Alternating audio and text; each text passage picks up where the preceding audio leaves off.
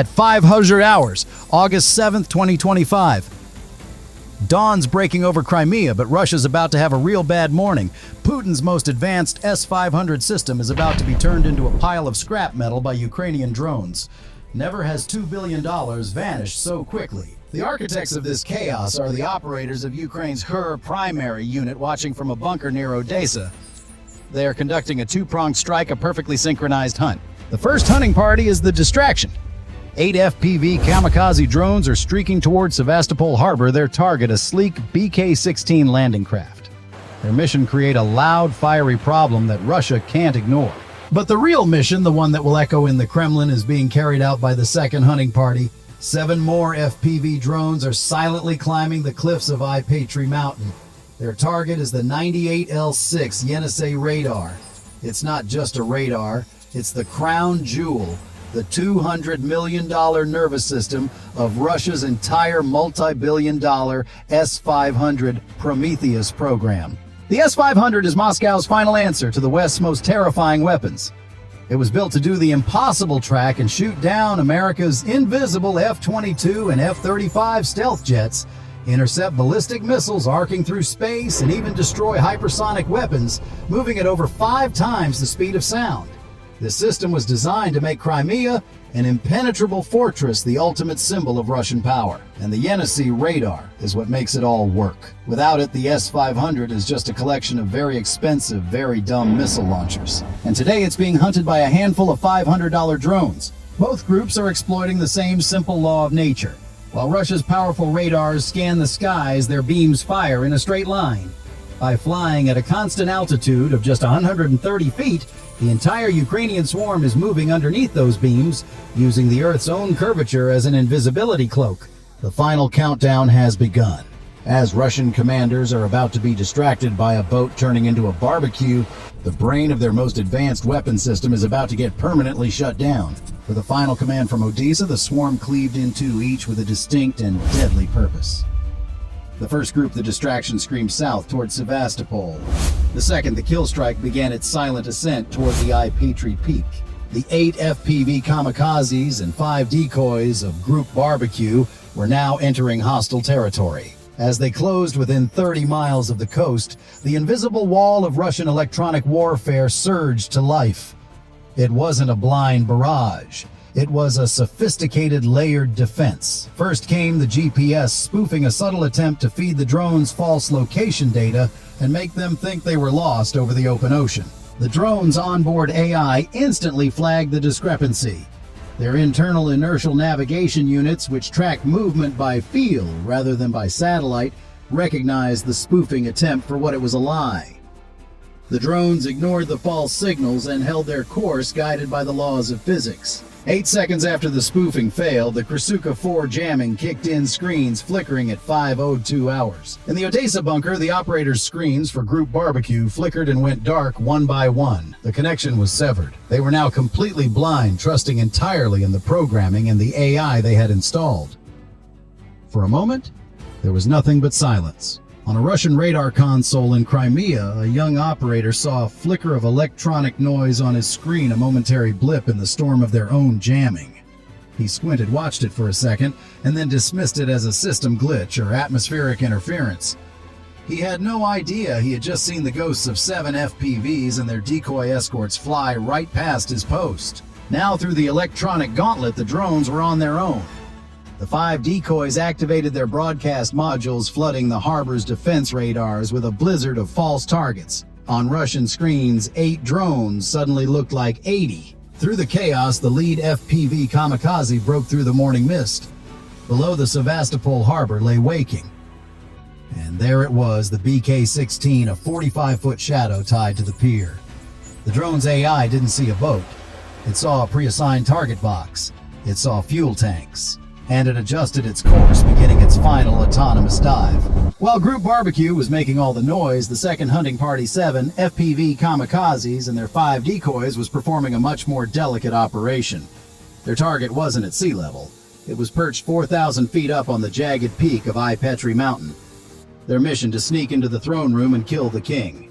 Their approach wasn't a straight line. They used the mountain itself as their shield, flying a corkscrew path up the cliffs using the terrain to mask their approach from any low-altitude radar systems.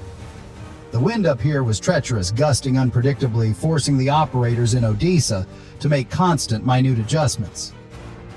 This wasn't a simple dive. It was high-stakes aerial rock climbing. At the peak, the beast was stirring. The 98L6 Yenisey radar, the all-seeing eye of the S-500, was active. Its massive, active, electronically scanned array, AESA antenna, was performing its standard sweep of the horizon, a silent, rotating sentinel, powerful enough to detect a stealth fighter from over 300 miles away. On paper, a drone made of plastic and carbon fiber should have been detected minutes ago. This is where the second part of the Ukrainian plan came into play. The 5 decoy drones accompanying the strike team suddenly broke formation and climbed rapidly, punching through the 2,000-foot ceiling. Once exposed, they began broadcasting a carefully crafted radar signature, one that mimicked a small group of incoming cruise missiles. Inside the S-500 command bunker, an alarm sounded. The Russian crew saw exactly what they were trained to see, a high-priority threat approaching at speed. To get a better lock, they switched the Yenisey from its wide 360-degree search mode to a narrow, high-power sector scan, focusing all of the radar's immense energy on the cruise missiles. It was the perfect trap. By forcing the Yenisey to stare intently at one slice of the sky, they had just created a massive blind spot everywhere else. Seizing the moment, the 7 FPV Kamikazes, which had been lurking below the radar's line of sight, surged forward. They flew straight through the newly created gap in coverage, completely invisible to the multi-billion-dollar system. The lead drone cleared the final ridge. Its camera feed, grainy but clear, stabilized on the target. There it was, the massive, intricate face of the Yenisey's AESA antenna spinning slowly, completely oblivious. The AI locked on. But the drone holds its position, lurking just out of sight. The attack on the mountain hasn't begun yet. The plan is a masterpiece of timing, a perfect loop of cause and effect. The first move was creating Yenisey's tunnel vision. By forcing it to stare at the decoy missiles, Ukraine had created a temporary safe highway through Crimea's main air defense umbrella. Now it was time for Group Barbecue to drive down that highway. Flying through that newly created opening, the 8 drones of Group Barbecue screamed towards Sevastopol harbor. Yet a safe corridor from high-altitude radar doesn't mean you're invisible. On the deck of the BK-16, a Russian sailor on watch heard at first a high-pitched angry whine that sounded like a million enraged hornets. He looked up, his eyes widening in horror. Drones! Chaos erupted on the 45-foot boat. The crew scrambled not to radar consoles, but to their heavy machine guns. A 12.7mm cord machine gun mounted on the bow swiveled around and opened up, spitting a stream of red tracers into the dawn sky. AK-74s started firing frantically from the railings. It was a desperate, panicked wall of lead aimed at the incoming swarm. For the drone operators in Odesa, this was the hardest part. They weren't flying against a computer anymore.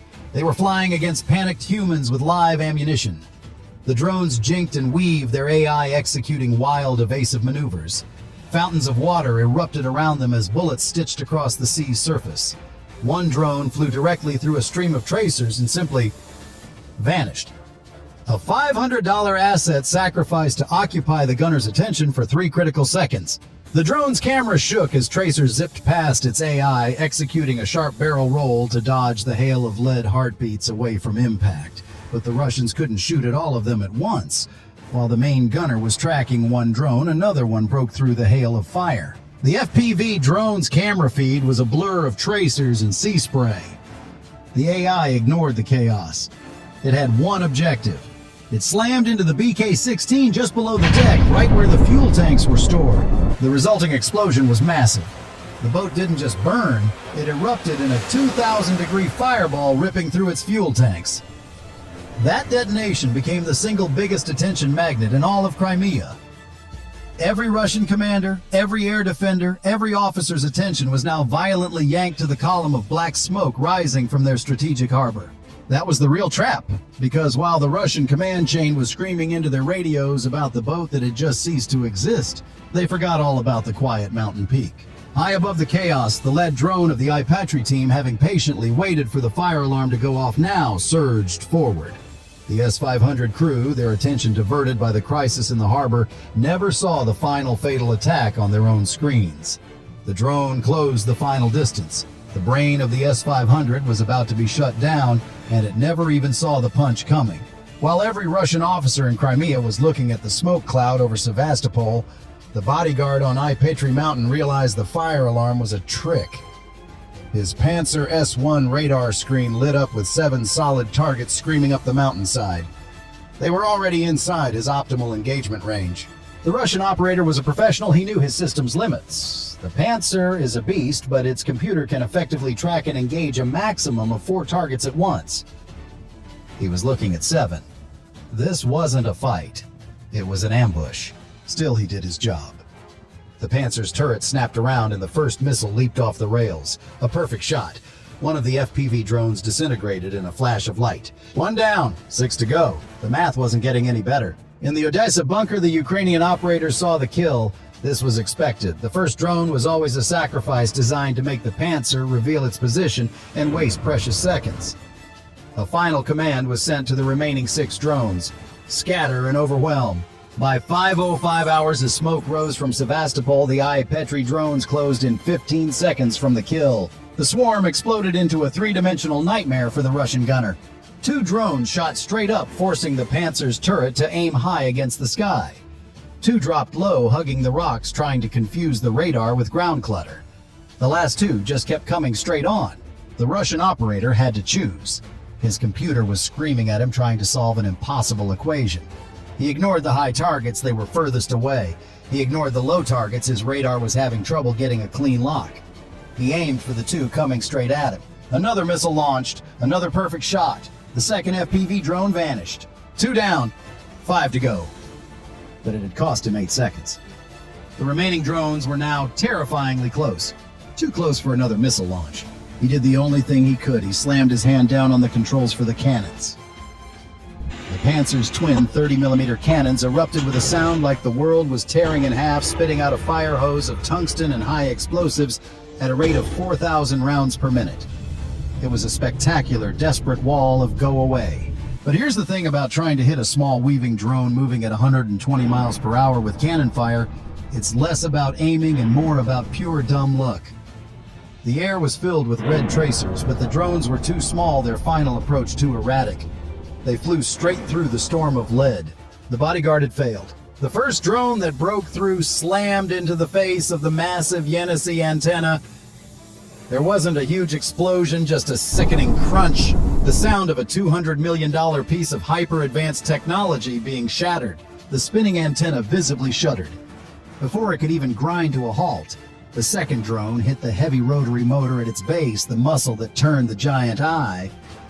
The third and fourth drones, arriving less than a second later, slammed into the power conduits and cooling systems along its side, surgically cutting its lifelines. As the clock hit 05:10 hours, the great Yenisey radar, the all-seeing eye of Putin's shield, tilted, sparked feebly, and went dark. High on the mountain, Russia's prized asset was offline. So when the smoke finally cleared over the harbor and the mountain, the full scope of the morning's work came into focus. First, the decoys forced the powerful Yenisey radar to stare at a ghost story, creating a blind spot. This safe corridor allowed the Sevastopol attack group to slip past Crimea's main defenses.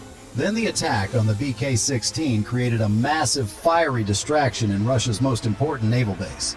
This pulled every Russian commander's attention down to the sea.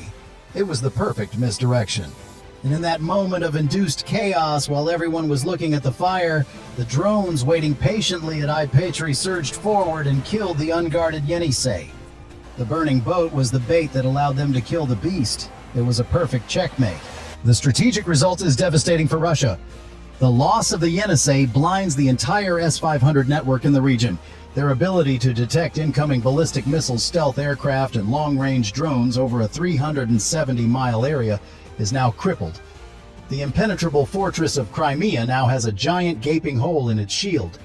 It's another major step in making the entire peninsula untenable for Russian forces. In one morning, less than $10,000 worth of drones guided by operators with nerves of steel took out over 205 million of Russia's most advanced military hardware.